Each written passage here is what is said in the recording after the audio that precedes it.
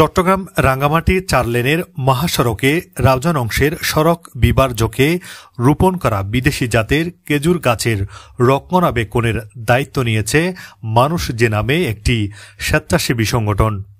গত বৃহস্পতিবার সকাল থেকে ৪০ জন সদস্য পানির সংকটে মৃত্যুর ঝুঁকিতে থাকা প্রায় ৬০০-র বেশি খেজুর গাছের পরিচর্যার কাজ শুরু করেন জলিলনগর বাস স্টেশন এলাকা থেকে। পানি সংকটে গাছগুলো মৃত্যুর পথে ছিল। গাছগুলোর ডালপালা শুকিয়ে গিয়েছে, গোড়ালির মাটি ফাটল ধরেছে।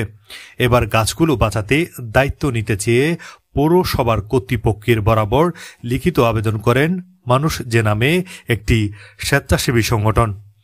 গত ১ জানুয়ারি করা আবেদন গ্রহণ করে সংগঠনকে পরিচর্যা ও রক্ষণাবেক্ষণের অনুমতি প্রদান করেন পৌরসভার কর্তৃপক্ষ।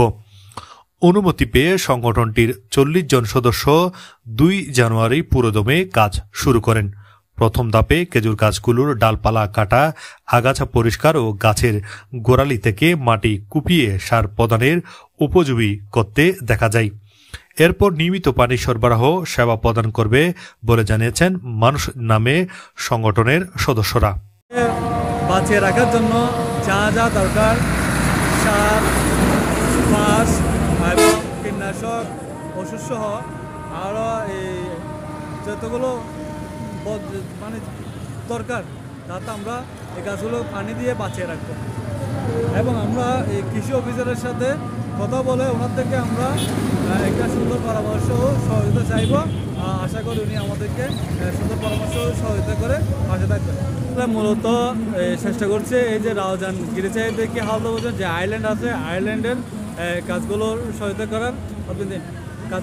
করার আমরা খেজুর গাছের যে অংশ রাউজান বেরুলিয়া এই যে ইংলিশ স্কুল থেকে ইয়া পর্যন্ত আপনার সুর বিদ্যায়তন পর্যন্ত যে খেজুর গাছগুলো আছে, ওই খেজুর গাছগুলোর পাশাপাশি আমরা পুরো হালদা থেকে গিরিচাই পর্যন্ত একটা স্ট্রাকচার, মানে একটা সৌন্দর্য দাঁড় করার জন্য চেষ্টা করব।